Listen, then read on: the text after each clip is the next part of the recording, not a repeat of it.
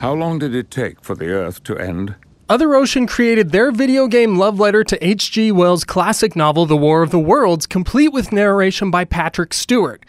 They're basing this game on the book rather than the radio drama or the movies, and on old-school difficult games from the early 90s. Is this 2D platformer a reminder of days gone by, or should The War of the Worlds remain in print? Set in early 50s London, The War of the Worlds tells the story of the Martian invasion and Arthur's quest to find his younger brother and fiancé. The game follows several elements of the novel, but this adaptation was written by Christopher Fowler, not based on the radio drama or any of the films. To its benefit, all story pieces are told during gameplay. However, if a player crosses a checkpoint and dies during Patrick Stewart's narration, those story points are interrupted and lost forever. At a few moments in the game, there are cutscenes typified by loss of player control. The story is the strongest element of the game, but the interruption bug becomes incredibly irritating, especially since players cannot go back and replay specific levels to find things they missed before. The War of the Worlds does a great job making the enemy look good. The drones fly fluidly, the heat rays are intimidatingly beautiful, and the spiders bound across platforms naturally. The game features a few large set-piece moments, but the stage designs feel repetitive from one area to the next. Fortunately, after leaving a level, there is a new design to look forward to.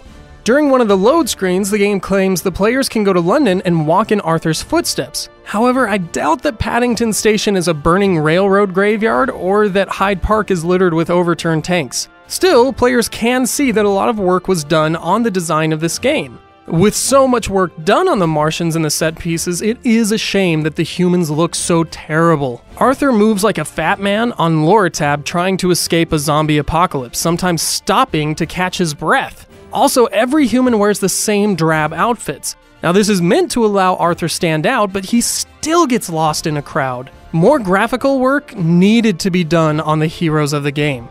As it stands, the most beautiful thing on the screen is the thing that people should be hating. The mechanics of The War of the Worlds can be summarized with one word: terrible. Other Ocean claims that they designed the game to feel like an old, difficult game from the 90s. Unfortunately for the player, this philosophy is characterized by stiff controls. Arthur wants nothing more than to kill himself. Fall from a ledge a few meters and he dies. Let his heel touch a heat ray, he dies. Run through smoke, he dies. Try to fight off a spider while crouching, he dies. Sneeze while playing, he dies. He dies, he dies, he dies!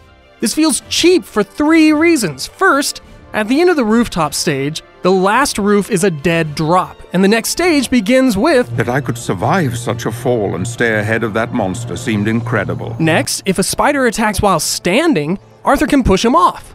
Finally, jumps that are twice as high as a regular death drop can be survived if Arthur catches the ledge. Most frustrating, though, is when the game registers a death but lets the player continue. The death music plays and Arthur is still running around, then the game returns the player back to the checkpoint with nothing more than music as a warning of death. Eventually, Arthur gets an axe to fight back, but after pressing the attack button, the player has to wait 1.5 years for the swing animation.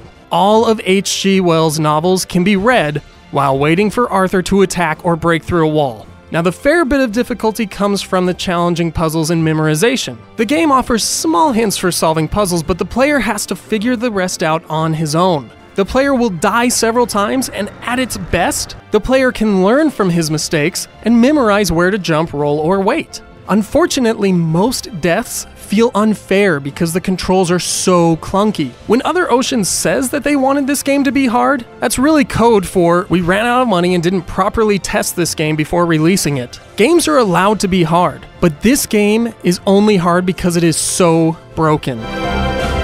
To the inhabitants of Mars, we must have looked like germs under a microscope. The War of the Worlds could have been so much better if the entire budget had not been spent on Patrick Stewart. This narrative is the main marketing point for the game, but the gameplay could have been so much better if a no-name voice actor had been hired instead. Stewart has a great voice, but he really doesn't add that much to the game. In fact, his voice and the stiff controls make Arthur feel much older than he really should be. And next time I might not have luck on my side. This terrible game can be blamed on the sound. Avoid this game. Other Ocean could have marketed the game on its own merit if more work had been done on the controls. The controls are broken and very few players will finish the first level. The story is great, the sound and graphics are okay, and the gameplay is unforgivable. This game claims to be based on the difficulty of the games in the 90s, so players should buy one of those games.